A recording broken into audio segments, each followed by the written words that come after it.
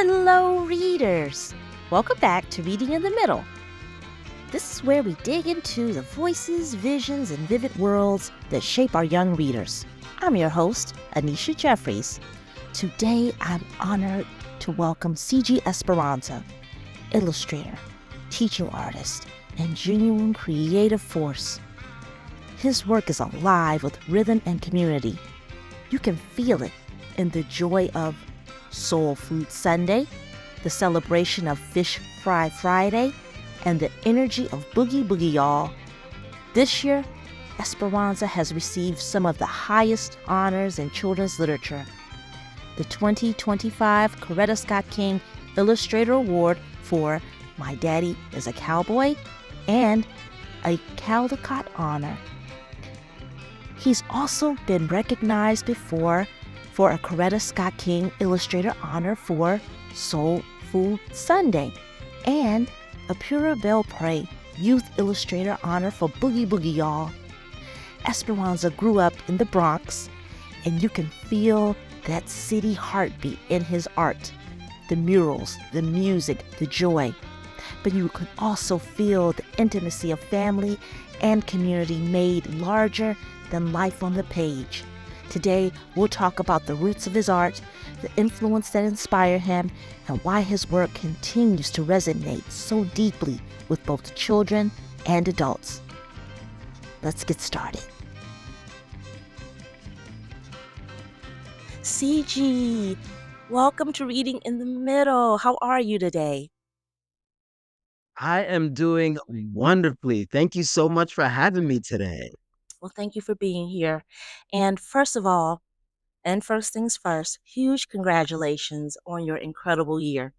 You were honored at ALA, which I was earlier, um, with both Caldecott Honor and Coretta Scott King Illustrator Award on the same day. That is amazing.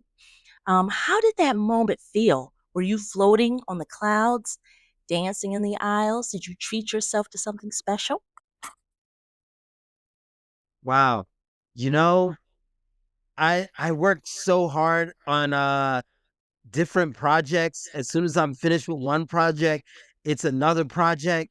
And so it can be hard for me to kind of slow down and just enjoy what I've already done and just take a second to see people enjoying it.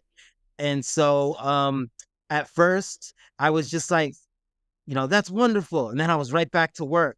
But then at the ALAs, I actually got a chance to get away from the studio and just in real time see the impact of me and Winsome and me and Stephanie's work. And the work just is fabulous and beautiful. Thank And you. I just, again, congratulations because you're right. You want to enjoy that moment. You want to embrace that moment while it's there, but it goes by so fast too. Um, you know, and it is. Did you do something special for yourself though? Did you do anything? So me and my family, we all went to Philly for the ALAs and we spent some extra time in Philly just checking out all the restaurants that were recommended to us and just having a good time walking around, enjoying the city. So that was definitely something that I felt like, a little treat for myself. Nice, And nice. more treats to come, more treats to come for myself. Because you got to Very treat yourself. absolutely, you do. You have to. I don't know if you ever watched Parks and Recreations when they were like, treat yourself. I'm just a little. I've been meaning to catch up on that show. I watched a little bit when it was on, but I need to get back on it. Yeah, yeah, or just binge watch it if you can. But treat yourself is that's one of the highlights from the show. So, Oh, CG, you've been making art, since you were a kid, drawing comics, and at the age of 7, and painting with oils by 13, and now here you are, celebrated on one of the biggest stages in children's literature. What keeps that inner child, that inner kid, inside of you inspired today? wow.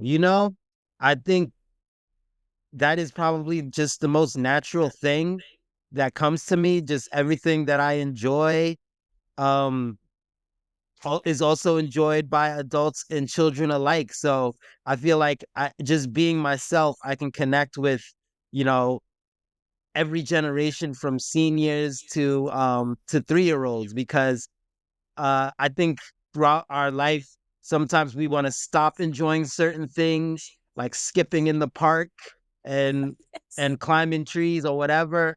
But I'm just like, no, you love those things throughout your whole life. Just keep embracing it. Keep embracing creativity and drawing, and it's something that will enrich you throughout any period of your life. And it And so does. I just continue to embrace those things to connect to my inner child.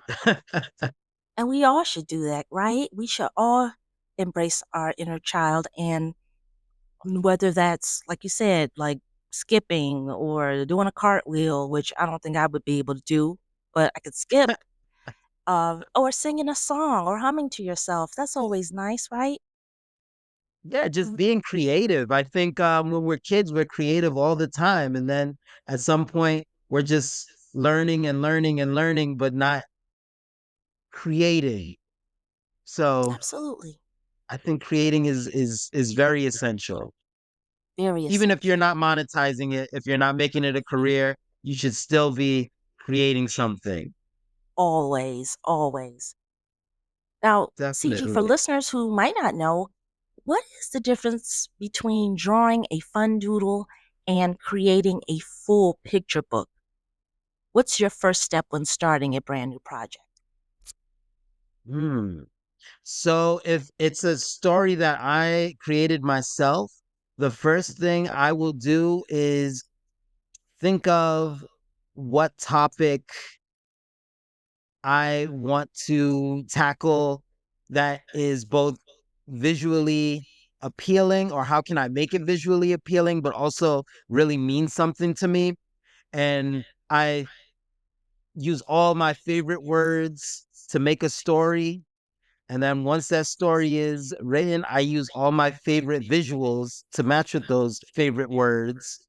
And then once to do that, I have to start off with, little really ugly thumbnail sketches that no one can make out except for me.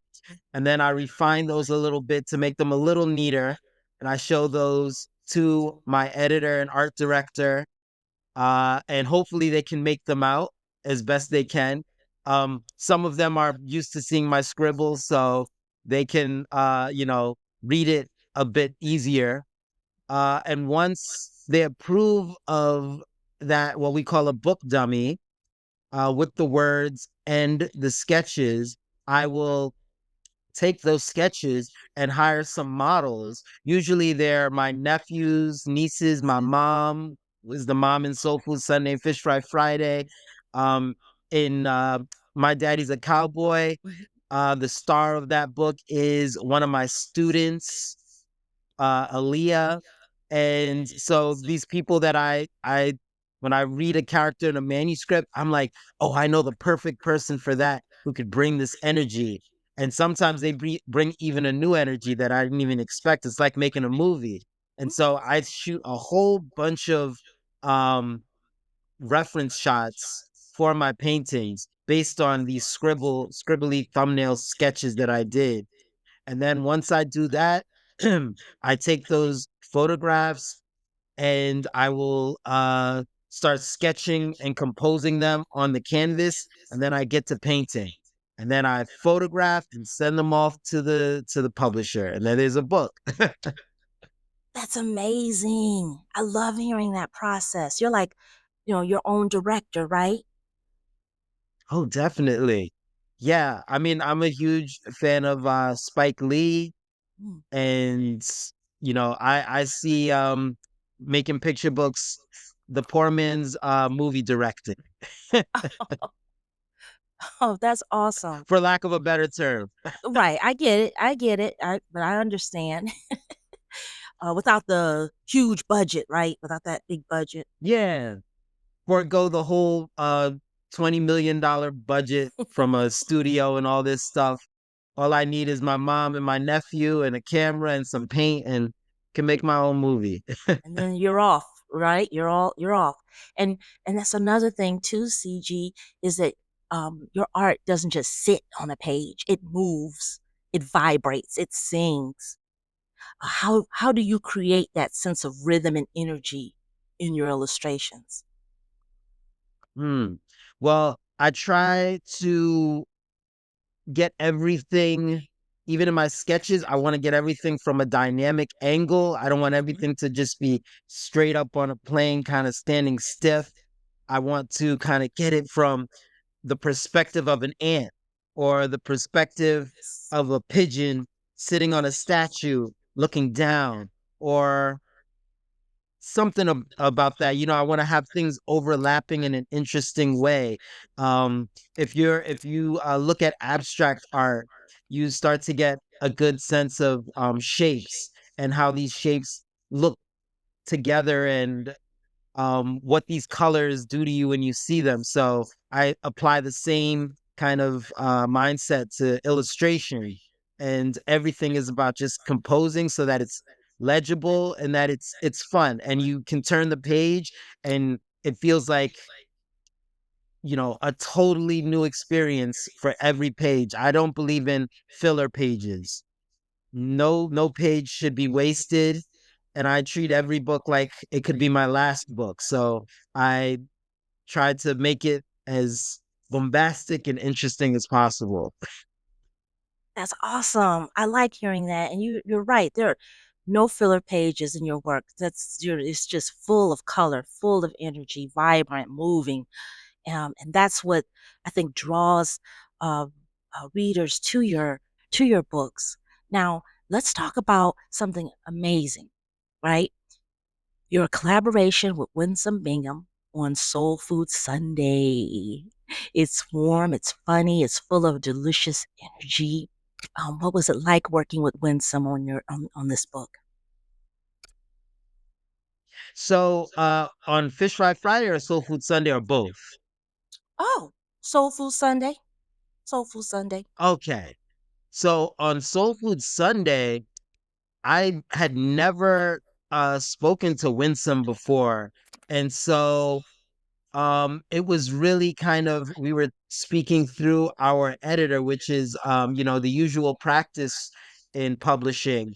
And so it's really I tried to read her words as best I could and mix it with my own experience and come up with something that I think both of us would be satisfied with.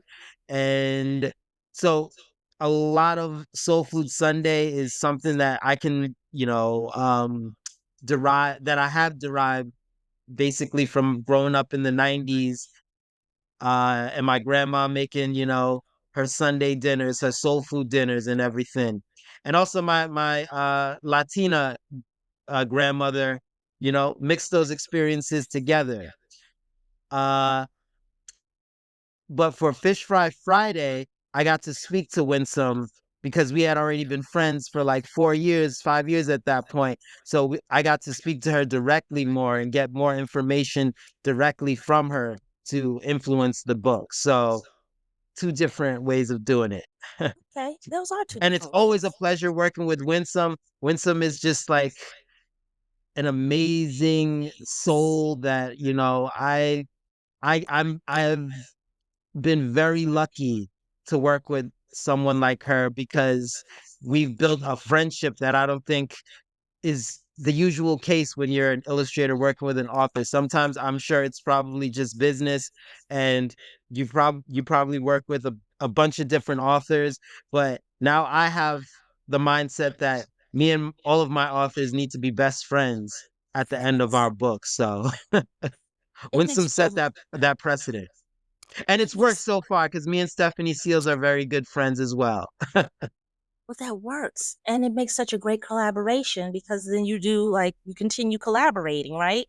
So you should be, you know, good friends as well. That way you can pick up on, you know, uh, kind of like things that maybe within her writing, you could pick up on those things. You know, the more you collaborate, and then you both have this fine, well tuned work that you don't even have to talk about. You could just, you know, you're like, oh, I know when some, I know, I don't have to say a word, and she's like, I know CG, I don't have to say a word, I got it. And so you don't have to like give each other notes or anything, especially if you continue working with one another. So I know that's it's a great collaboration to have, right? And now you got to let me know, have to let me know, be honest, were you hungry while you were painting those scenes?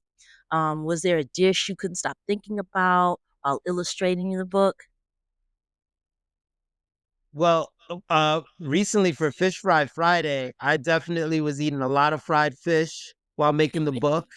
Um, not one of the books, the fish that were in the book. I use my go-to fish is either salmon or whiting, especially with some candied yams and some big macaroni. Love my whiting, fried whiting, but I also some of the fish that were named in this book, like croakers and spotted trout, I had eaten for the first time because of this book.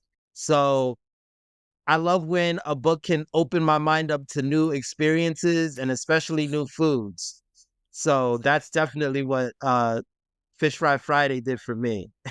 And yeah, it's always I try my best to make the food look appetizing in the book, which is one of the toughest challenges I think I've ever had with illustrating.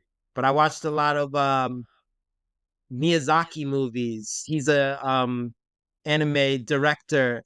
His movie Spirited Away, there's a lot of delicious food in that movie. So I've learned that making the food look you have to make the color very saturated, and that makes it look more appetizing.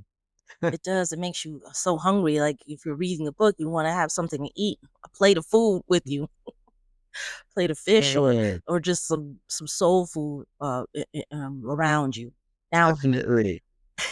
and my daddy is a cowboy. You mix the city with cowboy dreams, and it works so beautifully. Oh, where did that vision come from? Did it stretch your imagination in a new way? Mm. So, that book definitely took me out of my experience. Usually books that I work on, like Soul Food Sunday, Boogie Boogie All, Kicks in the Sky, that's all stuff that I know and I can take from my personal experience and put it on the page. But at that time when I started working on My Daddy is a Cowboy, I had ridden a pony before, but I didn't know anything about riding horses or anything like that. So I really had to do my research, and this is another way that I was taken from my personal experience, and I was forced to learn. Well, not forced, but I was happy to learn more about Black cowboy culture and just horses in general and the history of horses. And I learned about the Compton Cowboys, and I was just like, wow, that's absolutely amazing. And just seeing them, and also the Fletcher Street Cowboys, which is even closer to my experience being, on the East Coast, and Philly being just so similar to New York, that I was able to just be like, you know what? I could definitely see myself as a cowboy riding through the Bronx, saying what's up to everybody while riding a horse. So that made it much more accessible. And then I got to just put my own flavor on it because I felt comfortable. Those groups, those cowboy groups made me feel more comfortable telling the story. Yeah, you said before that your artwork is full of your neighborhood, the Bronx, street art, sneakers, murals. What does it mean to you to turn your everyday surroundings into picture book magic? Well, I definitely feel like as an artist, I think of myself as a servant to my community, to the youth, to adults. And my art is the best way that I can serve. And so for me, taking my experience, which I know that so many other people have the same experience as me and might never have seen something that speaks directly to that experience. If I can offer that to them and inspire them in any way, kind of like when I saw Do the Right Thing for the first time, and I felt such a strong connection. And Crooklyn, being one of 6 kids in a small apartment, I was just like, this movie is about my life. And if Spike Lee didn't put that out, I may not. I only had the Wonder Years and Full House, so who knows if I'd have seen myself and was able to feel the freedom to express myself the way I do. So I want to continue that service to other generations any way that I can. Yes, thank you. And thank you for mentioning Crooklyn. That's my movie too. I feel that Yes. that the little girl was me. Oh my God, that is Right? such a Such a classic. it is. It really is. No one really talks about that as much, so I'm glad you mentioned it. I Oh yeah, want I to will ask. yell it from the mountaintop. Yell it, yell it. I love that movie. It's really it's so. I mean, I could go on, but this is about you, so I'm not going to keep talking about Brooklyn. But I want to ask you: do you listen to music while you paint? And if so, what's usually playing in the background? Oh yeah, I mean, I absolutely love listening to music at all times. Um, I think for a certain vibe, I'll listen to a certain type of music, but I mean, usually I'm listening if I'm painting in the fall, I got the classic Kind of Blue on, Miles Davis. I love listening to that once it hits like mid to late September. um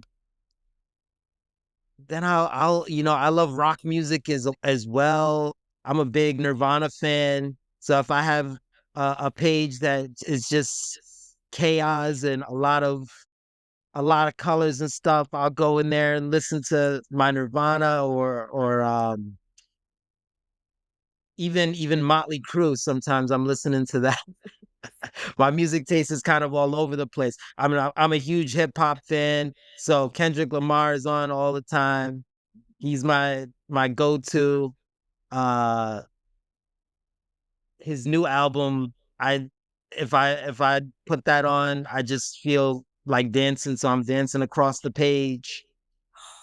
Yeah. Yes, it's so many just amazing. And I like to, make music myself sometimes. Mhm. So if I'm doing a book with there where I'm making an audio book for it as well, like Boogie Boogie Y'all, I'm listening to my own self, you know, rapping the lyrics while I'm painting. So It brings out all those creative juices, right? When you have that music, it's just you pour everything out when you have music on. Because some people can't concentrate with music, but some people can, and it drives them and it helps them, enhances it a little bit oh more. yeah, if So I'm doing something that's like if I'm typing an email, I can't have any music on. If I'm typing an email or doing any sort of math, no, but painting definitely.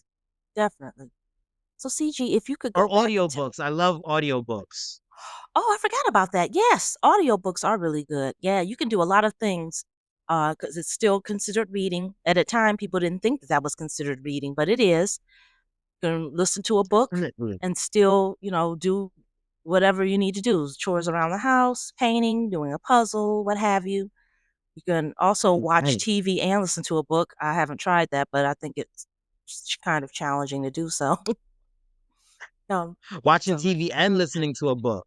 hmm I've never tried it, but it Maybe if sounds you're if you're watching a nature documentary with the sound off. and you're listening to a Yes. book at the same time, that might be a good experience. Yes, or if you're watching sports like golf or something like that, you can turn the sound down so you don't have to hear those commentators and you can listen to a book. Oh, yes, yes. I hate that commentary. No, but really, so if you could go back in time and give your younger self, younger artist self, some advice, what would it be? Hmm.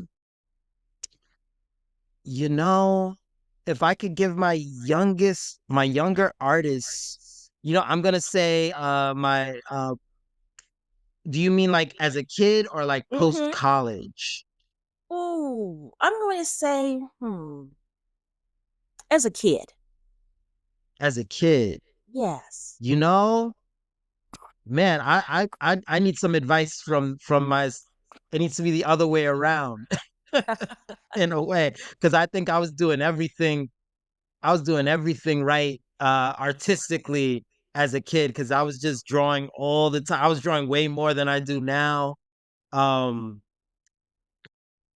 and as a teenager I drew in my room all the time, and I didn't show those comics to anybody. The first time I ever showed them is when I had my exhibit at the Bronx Children's Museum. I have a wall where I have all my comics that I made in like fifth grade, and I, seen for the first time because I just did it for myself. And I think that's some advice that I want from my younger self. How do you create just for yourself, not thinking about showing it to anybody else and still feeling happy and content with that? And, not showing it to anyone else. I think, on the contrary, maybe I would have told my younger self to uh do things, don't do so many things alone in your room.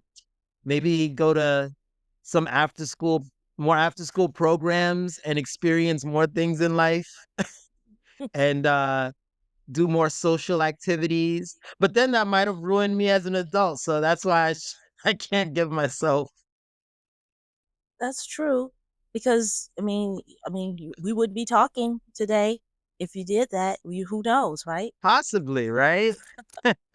Or maybe it would have made my art better. I would have gotten more experiences, and who knows? I don't know about that. I don't know about making it better. You're it's awesome. You don't have to be better. Thank you. Thank you. No, so CG, what do you want young readers to take away when they see your books, especially kids who may not always see themselves in stories? Mm.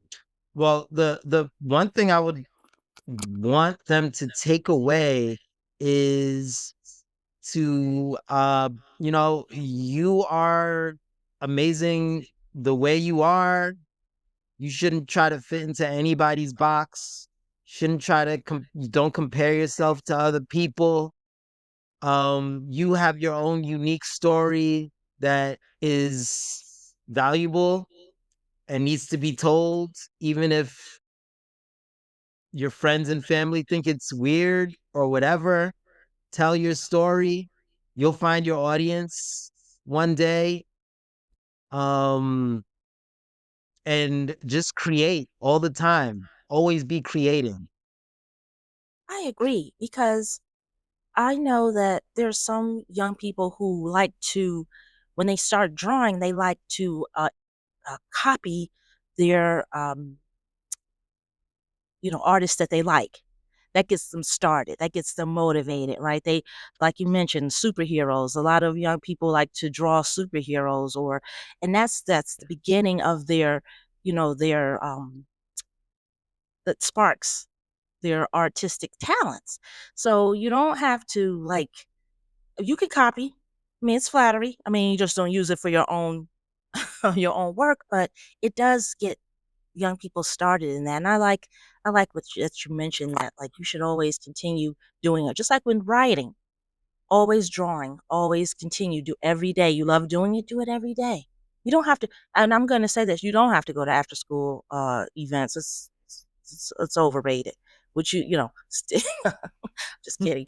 But no, but yes, I totally agree with that. Yeah, definitely agree with that.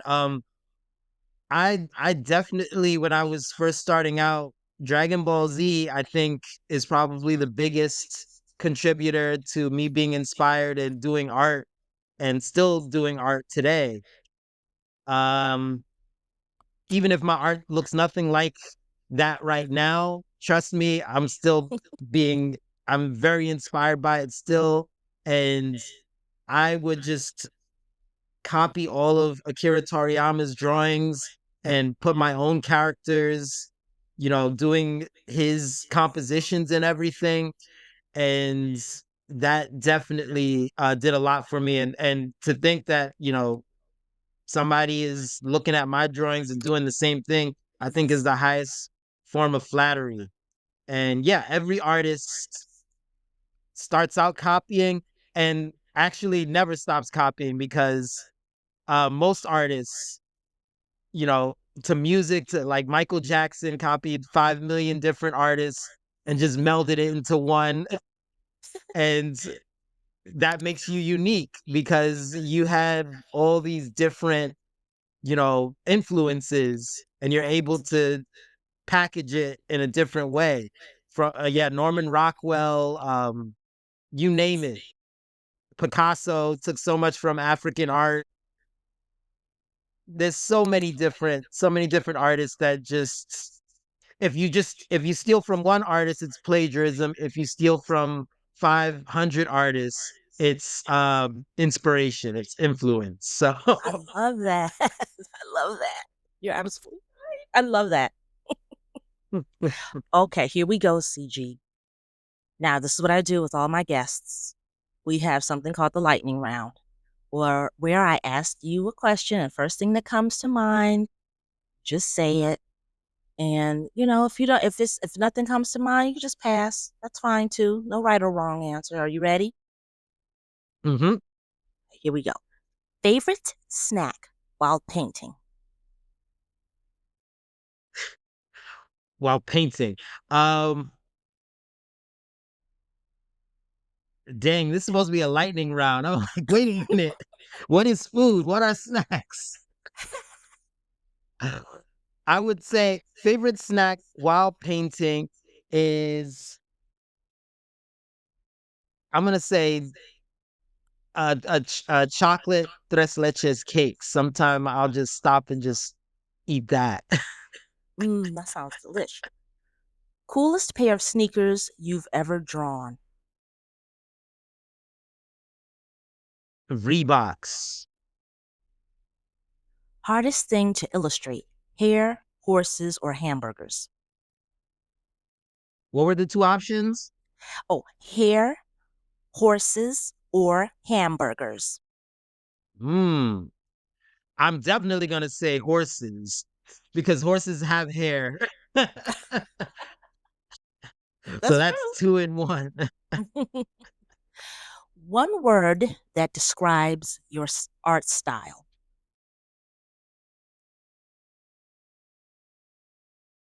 One one word that describes my art style: movement.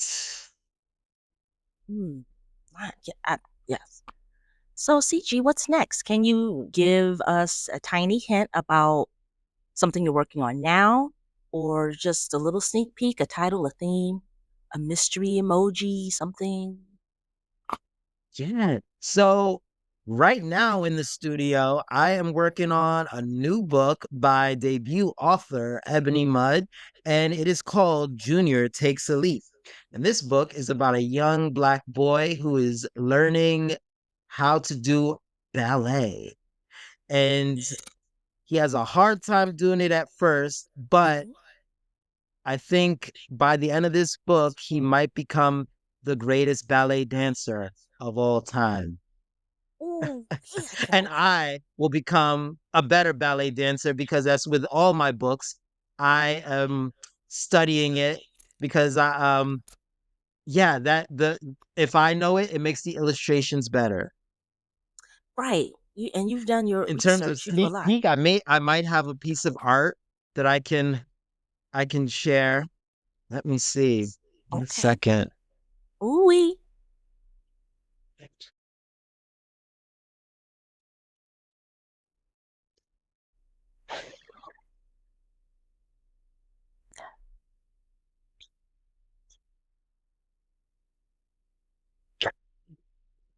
I'm not even sure if I'm allowed to share anything, but That's okay. I'm here's not gonna the have it on the. I'm not gonna put it on the podcast. I want to see for myself. Ooh, hoo, hoo. I cannot wait. so Ooh. this is a piece where Junior gets his ballet shoes for the first time.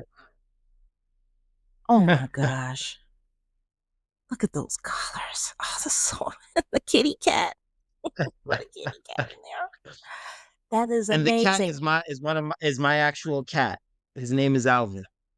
Alvin, how old is Alvin? He's 7 months old. He's a baby. He's a Yeah, baby. he's a little baby. I actually have his I adopted his mom, and she because she was abandoned and she was pregnant, and then she had her kittens the day after Christmas. So I kept three of her kittens and her. We all lived together. One of the kittens went to my sister. Oh, that's adorable. Oh, that's I'm a cat mom myself. I have two, Beaker and Grover, and they're a year old. And I didn't want to split them apart. Yeah, they're so much better together. It is. I'm learning that. I've had cats over the years, but just one, and I have two. So it's funny to watch the dynamic, like them play fighting and running around with the zoomies. It's just it's fun. I'm highly entertained. For sure. Oh my gosh, CG, I want to thank you so much for joining me on Reading in the Middle. Oh my goodness, your books. It was a lot of fun. Yeah, yeah, because your books are always bursting with color. And thank you for that sneak peek, which I will not share. Because this is going to be audio, so I won't share that. I'll just cut that out. I just wanted to see for myself. I just want to see, but I'm not sharing that with anyone. So shh. Um, but I can't not wait to see this new book coming out, and I'm so happy that you already have a book right now. This just came out with Winsome, and this is just great. And if you if you could go back to Philadelphia ALA one more time and relive that, what's one thing that you can take away from that experience, especially uh, during the award ceremonies? Well, one thing, being on stage at the Coretta Scott King Awards, I was super nervous about that, but I would love to relive that again just because it was just really fun having a game show and um, just giving away free art. I think that was just a really fun experience. The one thing I wish I did though, because I worked very hard on my trivia questions, I wish that I had said the answers louder so that to make sure everybody heard the answers, because I said the questions, but the answers I don't think I gave enough attention to once they were given. So I hope that everyone heard the answers to the questions. And if they haven't, all the questions that I asked are in the new horn book that Okay. just released recently. So yeah, my whole speech and all the questions and answers are in there. So yeah, if you want to know any information that I gave about Black, you know, horse Mm-hmm. enthusiast history, it's in there. Oh, wonderful. I'm gonna have to share into that because I do have a copy. I received one, so I'm gonna go there and check that out. Hear that, listeners? You Awesome. can go and get your subscription to Horn Book so you can read that, and also don't forget to get all of CG's books because it's so important to support our illustrators and our authors and also our independent bookstores and our libraries. It's so important to do that. CG, thank you again. You have just made my entire day. It was gloomy outside, but the sunshine came in, and I want to thank you for bringing that sunshine in. Oh, thank you. You made my day as well. Sometimes I'm in the studio and I don't have any conversation, so this was great. And that brings us to the end of today's episode of Reading in the Middle. A heartfelt thank you to C.G. Esperanza for sharing his artistry, his energy, and his vision for storytelling that celebrates everyday life. This year, Esperanza's work has been recognized with some of the highest honors in children's literature. The 2025 Coretta Scott King Illustrator Award for My Daddy is a Cowboy and Caldecott Honor. But the awards are just part of the story. His books, Soul Food Sunday, Fish Fry Friday, and Boogie Boogie Y'all are living testaments to the joy of family, the power of culture, and the beauty of seeing yourself reflected on the page. His art reminds us that kitchens, block parties, and neighborhood murals can be as grand and important as any epic tale, and that those stories belong in the hands of kids everywhere. I'm Annisha Jeffries. This is Reading in the Middle. Thanks for listening.